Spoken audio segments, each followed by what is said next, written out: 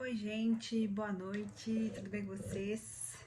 Hoje vamos para Marcos 4, vamos fazer a leitura, né, o estudo da palavra. Então vamos orar, né, primeiro.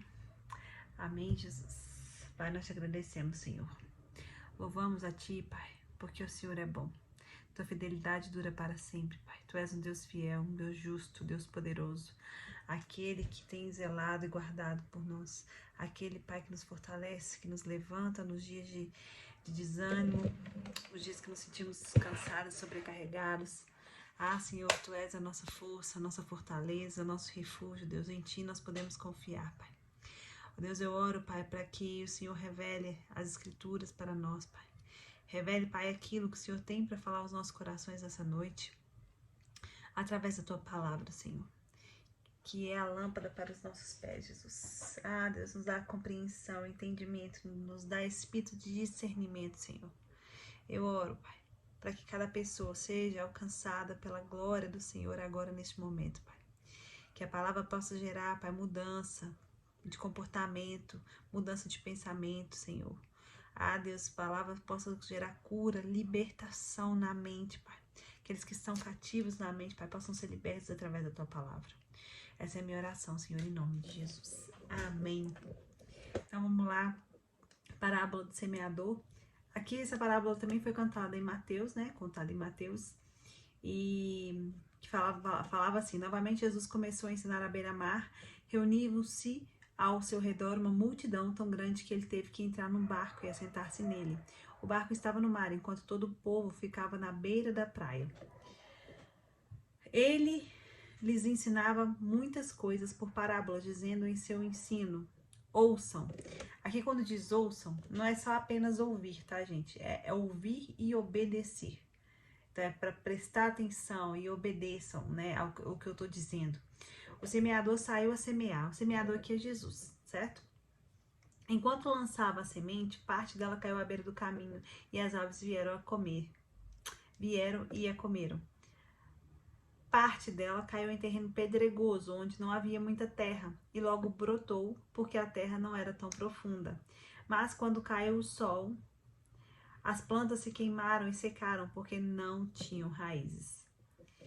Aqui é interessante, né? Primeiro, né, conta aqui que o semeador ele jogou à beirada do caminho, veio uma ave e comeu, né? A outra foi plantada, a semente foi semeada no terreno pedregoso, ou seja, que era terra e terra. E pedra, terra e pedra.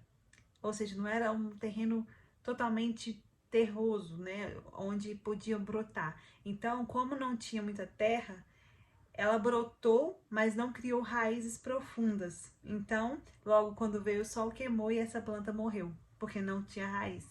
Porque de onde que a planta pega tudo que ela precisa? Da raiz. Então, se não tem raiz profunda, ela não tem alimento. Então, qualquer coisa que vem. E aqui é interessante que fala sobre nós também, né? Quando nós não temos raízes, quando o nosso terreno ainda tem pedras, ou seja, há partes do nosso coração que está endurecido, que ainda não crê, muitas vezes a gente não cria raízes profundas em Deus. Então, qualquer coisa externa que vem, às vezes uma situação, né, difícil, uma provação, logo essa planta morre, ou seja, nossa fé morre porque a gente não está com raízes profundas em Deus. A outra parte caiu entre espinhos que cresceram e sufocaram as plantas de forma que ela não deu fruto. Aqui não quer dizer que a planta não brotou, certo? Caiu a semente e ela brotou, porém ela não chegou a dar fruto porque os espinhos sufocaram. Jesus depois ele faz essa explicação, né, do que era essa parábola, mas eu entendo também que essa terra somos nós e Jesus vai e planta a semente, que é a palavra. Então nós crescemos, né? Isso dá uma planta, porém os espinhos abafam. Eu creio que nesse espinho tenha mais a ver com o ambiente que nós estamos. Às vezes tem ambiente que nós estamos que não deixa que a gente frutifique, não deixa que a gente cumpra o nosso propósito, com aquilo que Deus nos chamou, porque eles sufocam, eles impedem o nosso crescimento, eles impedem que a gente dê fruto. Então, o ambiente, as coisas externas, as influências externas, elas influenciam na nossa forma como nós vamos lidar com aquilo que Jesus colocou na nossa vida e a nossa vida com Deus. Então, aqui fala que ele não deu fruto, ou seja, essa planta era para ter frutificado, porque toda semente que cai na terra, aí que brota, ela gera fruto, ela tem que gerar fruto. Então, nós fomos feitos para dar frutos, e se não deu frutos, é porque algo externo influenciou. Outra ainda caiu em boa terra, germinou, cresceu e deu boa colheita, a 30, 60 e até 100 por um. Esses somos nós, que nós devemos fazer. Todas as vezes que recebemos semente de Deus, isso vai gerar em nós frutos e uma colheita que vai multiplicar 30, 60 e até 100 vezes, né? Que é para isso que nós fomos chamados, para dar frutos para Deus. E acrescentou: aquele que tem ouvidos para ouvir, ouça. Mais uma vez ele reforçando: ouça e obedeça. Quando ele ficou sozinho, os 12 e outros que estavam ao seu redor lhe fizeram perguntas acerca das parábolas, e ele lhes disse: a vocês foi dado o mistério do reino de Deus, mas aos que estavam fora, tudo é dito por parábolas. Aqui, ele não estava revelando o segredo só para os discípulos, ele estava revelando para alguns que estavam próximos também. Ou seja, se você quer ter revelações de Deus, se você quer entender aquilo que Deus está falando, você tem que estar próximo. Você não tem que ser a multidão, você tem que ser aquele que anda com Jesus, para ouvir os segredos dele. Então, diz assim, a fim de que, ainda que vejam, não percebam, ainda que ouçam, não entendam, de outro modo poderiam converter-se e serem perdoados. Aqui também é para cumprir a promessa, aquilo que Deus já tinha dito, né? Que muitos não receberiam esse Messias. Então, por mais que eles estavam vendo milagres que Jesus estava fazendo, por mais que eles ouviam tudo aquilo que ele estava pregando, eles não entendiam, não compreendiam. Então Jesus lhes perguntou: vocês não entendem essa parábola? Como então compreenderão todas as outras? Ou seja, Jesus está falando assim: vocês não estão entendendo o básico. Como vocês vão compreender tudo aquilo que eu tenho para revelar para vocês? Então o semeador semeia a palavra. Algumas pessoas são como a semente à beira-mar, à beira do caminho, desculpa, onde a palavra é semeada, logo que a ouvem, Satanás vem e retira a palavra nela semeada. Ou seja, é aqueles que estão à margem mesmo do caminho, estão distantes de Deus, né? E quando essa semente é lançada, o terreno delas é tão endurecido, né? Tá à beira do asfalto ali, à beira do caminho mesmo. E elas não recebem essa palavra, elas não conseguem nem ter fé para isso. Então Satanás vem e tira essa semente que foi plantada neles, ou seja, não dá fruto, né? Nem germina. Outras, como a semente lançada em terreno pedregoso, ouvem a palavra e logo a recebem com alegria. Todavia, visto que não tem raiz em si mesmo, permanece por pouco tempo. Ou seja, gente, aqueles que não estão firmes, que não têm raízes, não permanecem por muito tempo, porque vai todo empolgado para a presença do Senhor, recebe com alegria aquela empolgação: eu amo Jesus, eu vou dar minha vida por Jesus, mas começa a passar por qualquer tipo de tribulação, ou coisas acontecem na vida que às vezes não era aquilo que desejava, rapidamente se desviam, não permanecem porque não têm raízes firmadas. O que são raízes firmadas, gente? É sua fé firme, inabalável no Senhor. Porque independente do que aconteça, se for bom ou ruim, você vai permanecer, né? Crendo em Deus. Não é aquele menino mimado, aquela menina mimada que fala assim: se Deus não me deu o que eu pedi, eu também não vou continuar, né? Então, é essa pessoa. Então, quando surge alguma tribulação, perseguição por causa da palavra, logo abandonam.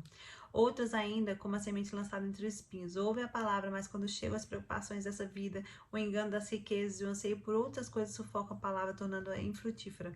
Olha só, né, a preocupação dessa vida, né, os enganos da riqueza, ou seja, essa pessoa se perde com outras prioridades, né? Geralmente recebe a palavra, mas começa a aparecer tantas outras coisas, outras prioridades, que elas acabam esquecendo, né? E não gerando fruto. Outras pessoas são como a semente lançada em boa terra. Ouvem a palavra, aceitam-na e dão uma colheita de 30, 60 e até 100 por um. Essa tem que ser a gente. Essa pessoa tem que ser nós mesmos, porque boa terra, que ouve a palavra e aceita e dá a colheita. Ouve a palavra, aceita e gera fruto. Agora no 21 diz assim: ele lhes disse: Quem traz uma candeia para ser colocada debaixo de uma vasilha ou de uma cama, acaso não coloca no lugar apropriado? Porque não há nada oculto senão para ser revelado, e nada escondido senão para ser trazido à luz. A candeia aqui está falando de Jesus, porque uma hora ele ia ser revelado. E nada fica escondido. Nada, vocês podem ter certeza que nada fica escondido senão para ser trazido para a luz. Porque Deus, Jesus, ele traz tudo que está em oculto para a luz. Então fiquem tranquilos, descansem, não tem nada escondido que Deus não possa revelar. Se alguém tem ouvidos para ouvir, ouça. Considere atentamente o que vocês estão ouvindo. Continuou ele. Gente, gravar vídeo à noite pra mim tá difícil. Chega essa hora, eu tô acabada de sono. Eu acordo muito cedo e acordo algumas vezes de madrugada, né, por causa da Manu. Então, olha as olheiras como é que estão.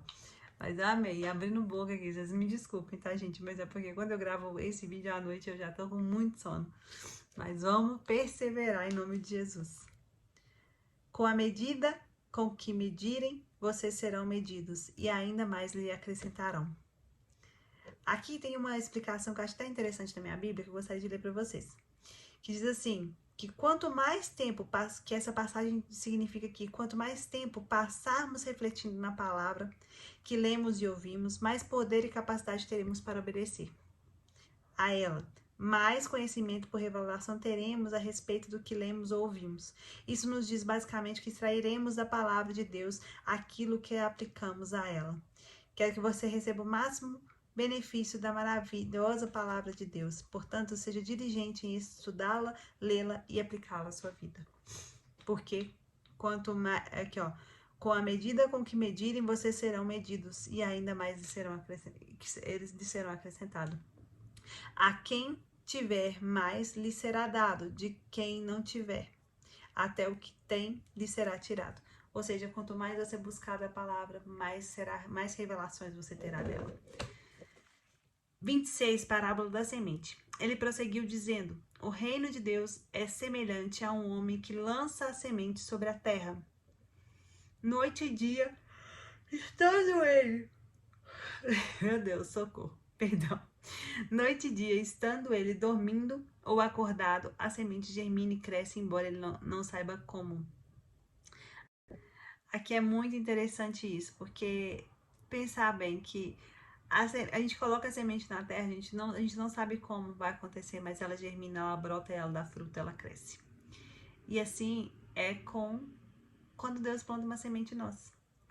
Assim, ó, o homem, ele nada pode fazer, ele não sabe como, mas gera fruto, a semente germina. A terra por si só própria produz o grão, primeiro o talo, depois a espiga, então o grão cheio da espiga. Logo que o grão fica maduro, o homem lhe passa a foice, porque chegou a colheita. Quando falo sobre a colheita aqui, ele está fazendo que o reino de Deus é semelhante a isso. Jesus vem, planta a semente, nós geramos frutos sem saber como, né? E aí, quando fala assim, quando estiver pronto, o homem passa a foice, pois chegou a colheita. A foice está dizendo aqui que é o juízo final, né? Que vai ter a colheita daquilo que a gente plantou, daquilo que foi plantado. Então, tá dizendo isso.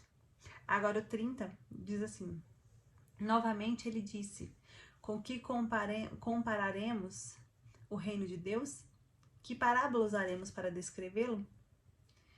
É como um grão de mostarda, que é a menor semente que se planta na terra. No entanto, uma vez plantado, cresce e se torna uma das maiores plantas, com ramos tão grandes que as aves do céu podem abrigar-se à sua sombra. Com muitas parábolas semelhantes, Jesus lhes anunciava a palavra, tanto quanto podiam receber. Ou seja, Jesus anunciava de acordo com o que eles podiam receber, né? Porque eles tinham muito para revelar para eles, mas a compreensão deles era tão limitada que eles não conseguiam entender aquilo que Jesus estava falando. Não lhes dizia nada sem usar alguma parábola. Quando, porém, estava a sós com seus discípulos, explicava-lhes tudo. Jesus acalma a tempestade. 35. Naquele dia, ao anoitecer, disse ele aos seus discípulos, vamos para o outro lado. Deixando a multidão, eles os levaram no barco, assim como estavam.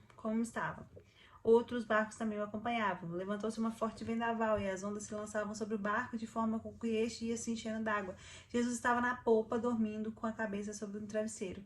Aqui, gente, naquela época os travesseiros eram destinados aos capitães, perdão, dos barcos. Então, aqui está dizendo que Jesus quem estava direcionando esse barco. Ou seja, a confiança deles estava em quem? Em Jesus. Jesus era o capitão do barco. E ele dormia, certo? Os discípulos o acordaram e clamaram: Mestre, não te importas que morramos? Ele se levantou, repreendeu o vento e disse ao mar: Aquieta-te, acalme-se. O vento se aquietou e fez completa bonança. Então perguntou aos seus discípulos: Por que vocês estão com tanto medo? Ainda não têm fé? Eles estavam apavorados e perguntavam uns aos outros: Quem é este que até o vento lhe dá ordens? Aqui, Jesus dormia. Presta atenção nisso. Jesus dormia no meio da tempestade.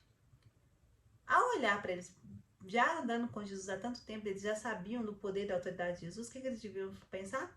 Se ele está dormindo, nós também vamos descansar. Porém, eles, ao olhar a tempestade, eles falaram assim: Meu Deus, temos que chamar Jesus, porque senão nós vamos morrer. E ele falou assim: Peraí, você está dormindo e olha nós aqui, nós vamos todos morrer. Jesus falou assim: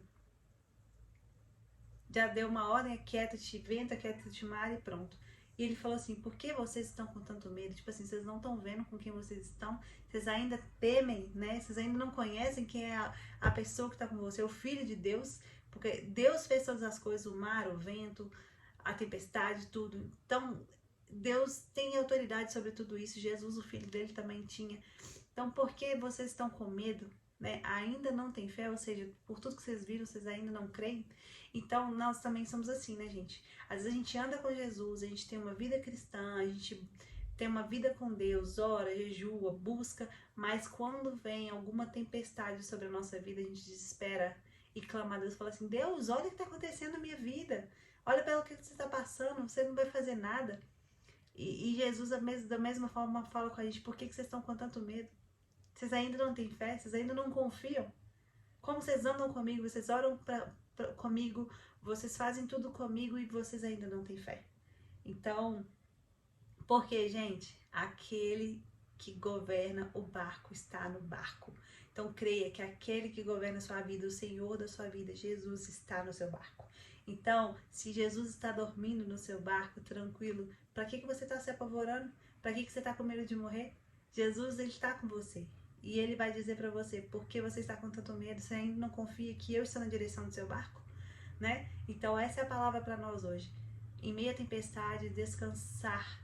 Em meio à tempestade, dormir como Jesus estava fazendo, porque ele é o capitão do nosso barco.